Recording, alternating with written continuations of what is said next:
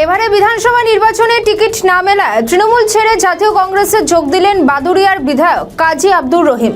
গতকাল সোশ্যাল মিডিয়ায় দল ত্যাগের পর আজ দিল্লিতে গিয়ে আনুষ্ঠানিকভাবে কংগ্রেসে ফিরলেন তিনি। যোগদানের পর তিনি স্পষ্ট জানান, তৃণমূল যে তাকে টিকিট দেবে না তা তিনি আগেই জানতেন এবং মনে মনে কংগ্রেসে ফেরার সিদ্ধান্তও নিয়ে ফেলেছিলেন। ना ठीक ही अब सवाल जो पूछा है ये तो सही है, लेकिन दिया नहीं तो हम आया, लेकिन हम आने के लिए हम लोग का दिल बहुत पहले से तैयार हो गया। Thank you sir. हाँ बांग्ला है, बांग्ला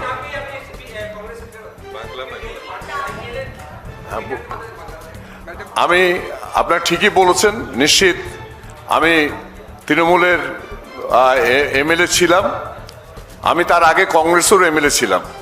সেদিনও আমি যে কারণে এসেছিলাম সেটা আপনাদেরকে আমি এর আগে বলেছিলাম যে বিজেপিকে আটকাতে আমি কিন্তু তৃণমূলে আবেদন করে যাইনি, আমাকে আনা হয়েছিল।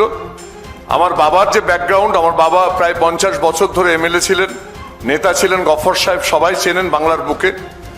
সেই বিজেপিকে আটকানোর জন্যে সেদিন আমাকে তৃণমূল দলের তরফ থেকে অনুরোধ করে আনা হয়েছিল যে আগে ব্যক্তি দল নয়, আগে দেশকে বাঁচাতে হবে। সেদিন এসেছিলাম।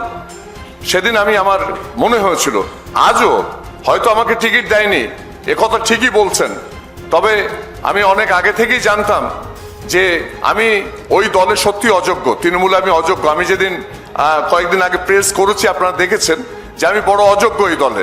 তার কারণ আমার মানসিকতার সঙ্গে ওই দলের কোনো সম্পর্ক নেই। অনেক দিন থেকেই আমি নিজেকে আস্তে আস্তে গুটিয়ে নিয়েছিলাম এবং আমি আপনাকে বলে রাখি, আমি টিকিট দেয়নি, টিকিট দেবে নাও আমি জানতাম, কিন্তু আমি ঘরে ফিরবো এটা আমি তার আগে থেকেই জানতাম। Thank you sir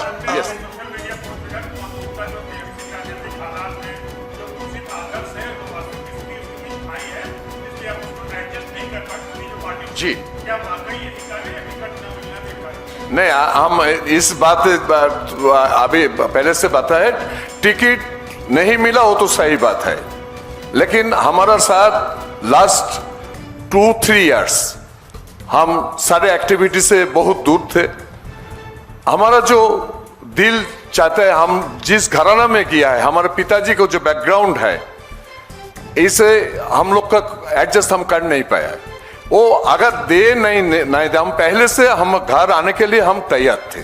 thank you sir. 284 सीटों पर आपने उम्मीदवारों का डिक्लेयर वहां पर कर दिया है पश्चिम बंगाल में, उसमें एक नाम है आसिफ। আমাদের ভিডিও ভালো লাগলে লাইক ও শেয়ার করুন, কমেন্ট সেকশনে আপনাদের মতামত জানান।